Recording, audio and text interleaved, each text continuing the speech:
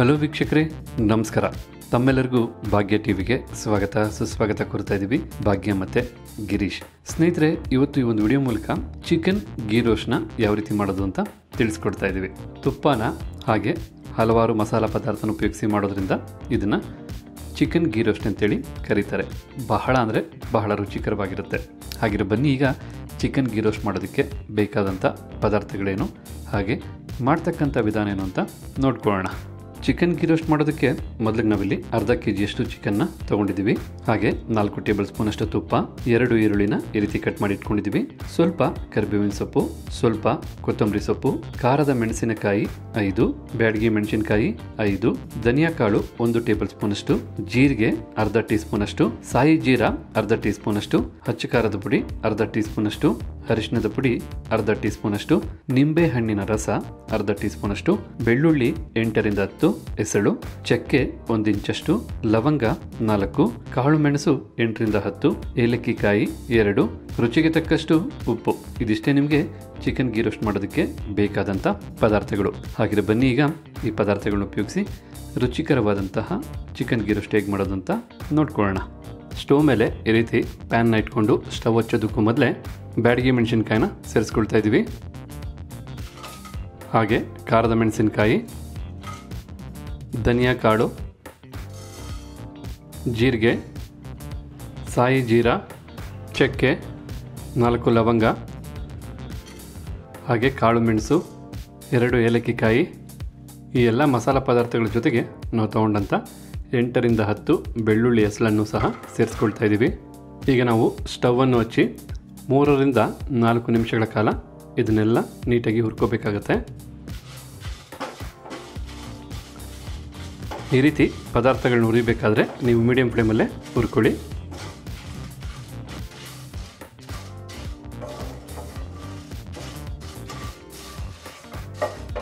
ಈಗಿಲ್ಲಿ ಈ ಮಸಾಲ ಪದಾರ್ಥಗಳನ್ನೆಲ್ಲ 4 ನಿಮಿಷಗಳ ಕಾಲ ನೀಟಾಗಿ ಹುರ್ಕೊಂಡಾಯಿತು. ಈಗ ಫ್ಲೇಮ್ನ ಆಫ್ ಮಾಡ್ಕೊಳ್ತಾ ಇದ್ದೀವಿ. ಹುರಿದಂಥ ಈ ಪದಾರ್ಥ ಎಲ್ಲ ಬಿಸಿ ಇರೋದ್ರಿಂದ ತಣ್ಣಗಾದ ನಂತರ ನಾವು ಮಿಕ್ಸಿ ಜಾರ್ಗೆ ಸೇರಿಸ್ಕೊಂಡು ಪುಡಿ ಮಾಡ್ಕೊಳ್ತೀವಿ. ನಾವು ಚೆನ್ನಾಗಿ ಹುರಿದಂಥ ಮಸಾಲ ಪದಾರ್ಥ ಎಲ್ಲ ಈಗ ತಣ್ಣಗಾಗಿದೆ. ಮಿಕ್ಸಿ ಜಾರ್ಗೆ ಸೇರಿಸ್ಕೊಂಡು ನುಣ್ಣಗೆ ಪುಡಿ ಮಾಡ್ಕೊಳ್ತೀವಿ. ಈಗ ನೋಡ್ತಾ ಇದ್ರಲ್ಲ, ತೀರಾ ನುಣ್ಣಗೂ ಅಲ್ಲದೆ ತೀರಾ ತರತರಿಯಾಗೂ ಅಲ್ಲದೆ ನಾವು ಈ ರೀತಿಯಾಗಿ ಮಸಾಲನೆಲ್ಲ ಪೌಡ್ರ್ ಮಾಡ್ಕೊಂಡಿದ್ದೀವಿ. ಹುರಿದಂಥ ಮಸಾಲ ಪದಾರ್ಥಗಳನ್ನೆಲ್ಲ ಪುಡಿ ಮಾಡಿದ ನಂತರ ಈಗ ಸ್ಟವ್ ಮೇಲೊಂದು ಪ್ಯಾನ್ನ ಇಟ್ಕೊಂಡು ಸ್ಟವ್ನ ಹಚ್ಕೊಳ್ತಾ ಇದ್ದೀವಿ. ನಂತರ ಈಗ 3 ಟೇಬಲ್ ಸ್ಪೂನಷ್ಟು ತುಪ್ಪನ ಸೇರಿಸ್ಕೊಳ್ತಾ ಇದ್ದೀವಿ.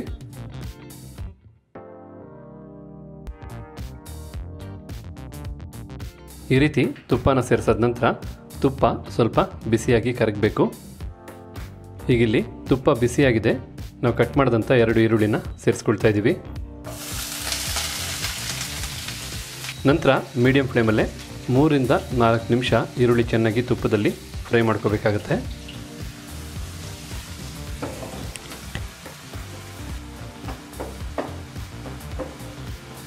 ಈಗಿಲ್ಲಿ 4 ನಿಮಿಷದವರೆಗೂ ಮೀಡಿಯಂ ಫ್ಲೇಮಲ್ಲೇ ಈರುಳ್ಳಿನ ಚೆನ್ನಾಗಿ ಫ್ರೈ ಮಾಡ್ಕೊಂಡಾಯಿತು. ನಂತರ ಹಚ್ಚ ಖಾರದ ಪುಡಿನ ಸೇರಿಸ್ಕೊಳ್ತಾ ಇದ್ದೀವಿ. ಹಾಗೆ ಅರಿಶಿಣದ ಪುಡಿನೂ ಸೇರಿಸ್ಕೊಳ್ತಾ ಇದ್ದೀವಿ. ಈ 2 ಪದಾರ್ಥನೂ ಸೇರಿಸ್ಕೊಂಡು ಒಂದು 30 ಸೆಕೆಂಡಿಂದ 1 ನಿಮಿಷದವರೆಗೂ ಚೆನ್ನಾಗಿ ಈರುಳ್ಳಿ ಜೊತೆ ಬೆರೆಸ್ತಾ ಬಿಸಿ ಮಾಡ್ಕೋಬೇಕು. ಈ ರೀತಿ ಹಚ್ಚ ಖಾರದ ಪುಡಿ ಹಾಕಿ ಅರಿಶಿಣದ ಪುಡಿನೂ ಸೇರಿಸಿ ಸ್ವಲ್ಪ ಹೊತ್ತು ಬಿಸಿ ಮಾಡಿದ ನಂತರ ನಾವೀಗ ಚಿಕನ್ನ ಸೇರಿಸ್ಕೊಳ್ಳೋಣ. ನಂತರ ಈಗ ರುಚಿಗೆ ತಕ್ಕಷ್ಟು ಉಪ್ಪನ್ನು ಸೇರಿಸ್ಕೊಳ್ತಾ ಇದ್ದೀವಿ. ಈ ರೀತಿ ಉಪ್ಪನ್ನು ಸೇರಿಸಿ ಮೊದಲಿಗೆ ಚೆನ್ನಾಗಿ ಮಿಕ್ಸ್ ಮಾಡ್ಕೊಳ್ಳೋಣ.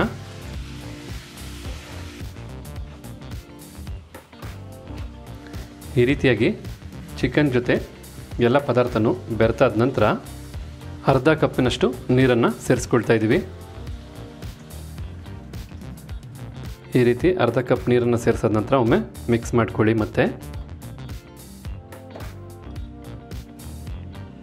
ಈ ರೀತಿಯಾಗಿ ನೀರನ್ನು ಸೇರಿಸಿ ಮಿಕ್ಸ್ ಮಾಡಿದ ನಂತರ ಐ ಫ್ಲೇಮಲ್ಲೇ 10 ರಿಂದ 15 ನಿಮಿಷ ಚೆನ್ನಾಗಿ ಚಿಕನ್ನ ಬೇಯಿಸ್ಕೋಬೇಕಾಗತ್ತೆ. ಈ ರೀತಿಯಾದಂಥ ಲಿಡ್ನ ಮುಚ್ಚಿ ಬೇಯಿಸ್ಕೊಳ್ಳಿ. ಆಗ ಚಿಕನ್ ತುಂಬ ಚೆನ್ನಾಗಿ ಬೇಯುತ್ತೆ. ಈ ರೀತಿ ಚಿಕನ್ ಬೇಯಬೇಕಾದ್ರೆ ಪ್ರತಿ 5 ನಿಮಿಷಕ್ಕೊಮ್ಮೆ ಚಿಕನ್ನ ತಿರುಗಿಸ್ಕೊಳ್ತಾ ಇರಿ. ಈಗಿಲ್ಲಿ ಚಿಕನ್ನು 5 ನಿಮಿಷಗಳ ಕಾಲ ಹೈ ಫ್ಲೇಮಲ್ಲೇ ಚೆನ್ನಾಗಿ ಬೆಂದಿದೆ. ಈಗ ನಾವು ಚಿಕನ್ನೊಮ್ಮೆ ತಿರುಗಿಸ್ಕೊಳ್ಳೋಣ. ಈ ರೀತಿ ಚಿಕನ್ನ ನಾವು ತಿರುಗಿಸಿ ಬೇಯಿಸ್ಕೊಳ್ಳೋದ್ರಿಂದ ಎಲ್ಲ ಕಡೆಗೂ ಚಿಕನ್ ಬೇಯೋದಕ್ಕೆ ಸಹಾಯ ಆಗುತ್ತೆ.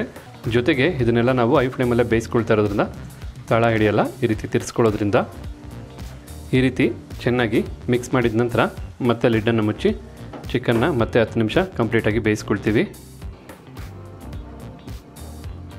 ಈಗ ಇಲ್ಲಿ ನೋಡ್ತಾ ಇದ್ದಲ್ಲ 15 ನಿಮಿಷಗಳ ಕಾಲ ಚಿಕನ್ನು ಹೈ ಫ್ಲೇಮಲ್ಲೇ ಚೆನ್ನಾಗಿ ಬೆಂದಾಗಿದೆ. ಈಗ ನಾವು ಫ್ಲೇಮ್ನ ಲೋಗಿಟ್ಕೊಳ್ತಾ ಇದ್ದೀವಿ. ನಂತರ ಈ ಮೊದಲೇ ನಾವು ಚೆನ್ನಾಗಿ ಹುರಿದು ಪುಡಿ ಮಾಡಿದಂಥ ಮಸಾಲ ಪುಡಿನ ಸೇರಿಸ್ಕೊಳ್ತಾ ಇದ್ದೀವಿ. ಈ ರೀತಿ ಮಸಾಲ ಪುಡಿನೂ ಸೇರಿಸಿದ ನಂತರ ಚೆನ್ನಾಗಿ ಮಿಕ್ಸ್ ಮಾಡ್ಕೊಳ್ಳೋಣ. ಈಗ ಇಲ್ಲಿ ಮೊದಲೇ ಚಿಕನ್ನು ಚೆನ್ನಾಗಿ ಬೆಂದಿರೋದ್ರಿಂದ ಈ ರೀತಿ ಮಸಾಲ ಪುಡಿನ ಸೇರಿಸಿ ಚೆನ್ನಾಗಿ ಮಿಕ್ಸ್ ಮಾಡಿದ ನಂತರ ಮತ್ತೆ ಲೋ ಫ್ಲೇಮಲ್ಲೇ ನಾವೊಂದು 5 ನಿಮಿಷಗಳ ಕಾಲ ಡ್ರೈ ರೋಸ್ಟ್ನ ಮಾಡ್ಕೊಳ್ತೀವಿ.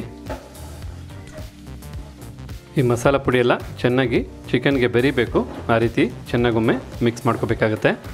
ಈ ರೀತಿಯಾಗಿ ಚೆನ್ನಾಗಿ ಮಿಕ್ಸ್ ಮಾಡಿದ ನಂತರ ಈಗ ನಾವು ಚಿಕನ್ನ ಡ್ರೈ ರೋಸ್ಟ್ ಮಾಡ್ಕೊಳ್ತಾ ಇದ್ದೀವಿ. ನಾವು ಬೇಯಿಸ್ತಕ್ಕಂಥ ಈ ಟೋಟಲ್ 5 ನಿಮಿಷದಲ್ಲಿ ಪ್ರತಿಯೊಂದು ನಿಮಿಷಕ್ಕೆ ಎಲ್ಲ ಕಡೆಯೂ ತಿರುಗಿಸಿ ಡ್ರೈ ರೋಸ್ಟ್ ಮಾಡ್ಕೋಬೇಕಾಗತ್ತೆ. ನಾವು ಪುಡಿ ಮಾಡಿದಂಥ ಮಸಾಲ ಪದಾರ್ಥ ಎಲ್ಲ ಚೆನ್ನಾಗಿ ಚಿಕನ್ಗೆ ಮೆತ್ಕೋಬೇಕು ಅಂತಂದರೆ ಒಂದು 2 ಟೇಬಲ್ ಸ್ಪೂನಷ್ಟು ನೀರನ್ನು ಸೇರಿಸ್ಕೊಂಡು ಡ್ರೈ ರೋಸ್ಟ್ ಮಾಡ್ಕೊಳ್ಳಿ.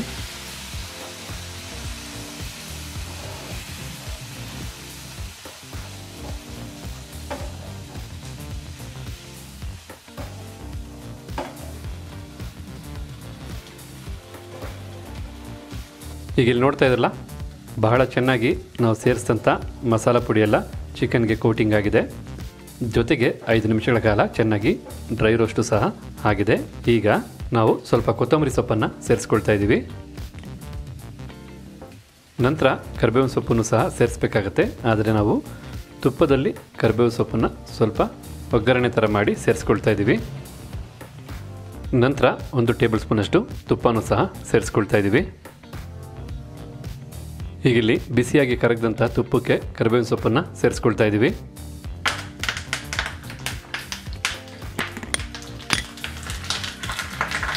ಸ್ವಲ್ಪ ಫ್ರೈ ಮಾಡಿಕೊಂಡ್ರೆ ಸಾಕಾಗುತ್ತೆ ಕರಿಬೇವಿನ ಸೊಪ್ಪನ್ನು. ಈಗ ಫ್ಲೇಮ್ನ ಆಫ್ ಮಾಡ್ಕೊಳ್ಳೋಣ. ಈಗ ತುಪ್ಪದಲ್ಲಿ ಫ್ರೈ ಮಾಡಿದಂಥ ಕರಿಬೇವಿನ ಸೊಪ್ಪು ಹಾಗೆ ತುಪ್ಪನೂ ಸಹ ನಾವು ಚಿಕನ್ಗೆ ಸೇರಿಸ್ಕೊಳ್ತಾ ಇದ್ದೀವಿ. ನಂತರ ಅರ್ಧ ಟೀ ಸ್ಪೂನಷ್ಟು ನಿಂಬೆಹಣ್ಣಿನ ರಸನೂ ಸೇರಿಸ್ಕೊಳ್ತಾ ಇದ್ದೀವಿ. ಈ ರೀತಿ ನಿಂಬೆಹಣ್ಣಿನ ರಸ, ಕರಿಬೇವಿನ ಸೊಪ್ಪು ಹಾಗೆ ಕೊತ್ತಂಬರಿ ಸೊಪ್ಪನ್ನು ಸೇರಿಸಿ ಒಮ್ಮೆ ಚೆನ್ನಾಗಿ ಮಿಕ್ಸ್ ಮಾಡ್ಕೊಳ್ಳೋಣ.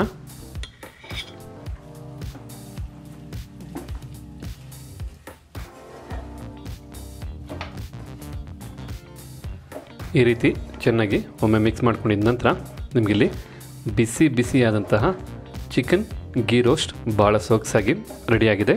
ಚಿಕನ್ ಪ್ರಿಯರಿಗಂತೂ ಈ ಒಂದು ರೆಸಿಪಿ ಬಹಳ ಅಂದರೆ ಬಹಳ ಇಷ್ಟ ಆಗುತ್ತೆ.